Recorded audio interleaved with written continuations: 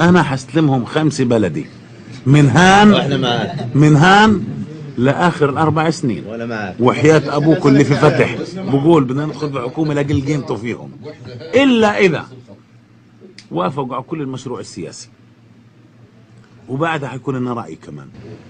هذا تنظيم بقوه المنطقه بتقدر تكابحه، وبكثير من الردع، بكثير من الردع دون ان تقدم على اي خطوه غلط.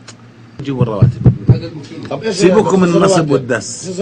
ايش كنتوا تعملوا في الاعتراف باسرائيل؟ يعني انا قبل اسبوع اجوا زاروني في عز دين الازمه، لقوني دمي بارد وقاعد بشخص وبدخن ولا كانه في شيء في الخارج الانترنتات بعرفوش هذا. فقالوا لي ممكن تقول لنا انت يا اخي انت بتتصرف كمنتصر في الانتخابات؟ قلت لهم طبعا. قالوا لي ليش؟ قلت لهم والله يا اخوان انتم وضعكم اخرى من وضع، لا مؤاخذه، اخرى من وضع فتح. انتم نكبتوا نكبه كبرى بنجاحكم، واحنا ربنا اكرمنا كرما كبيرا في سقوطنا. قالوا لي كيف بالله الحكي هذا؟ طبعا بتعرف شغل المشايخ والجوامع بيمشيش، ربك بيبعت اكثر شو هذا ما بيجيبش راس ماله. ادعوا لنا يا اخوان وزيت وزعتر، هذا بيجيبش راس ماله. قلت لهم انتم في السياسي انسوا لي كل التفاصيل الهبل تبعتكم.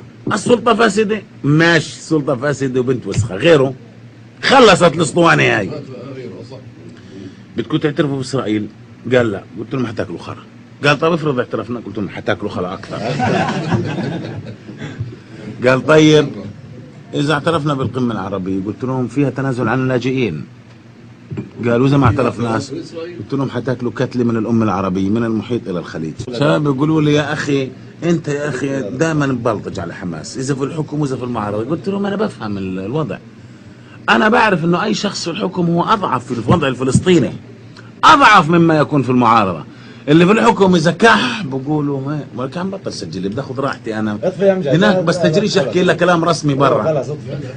اذا كح بقول لك لما اخذ ضرط، ولك والله ما عملت.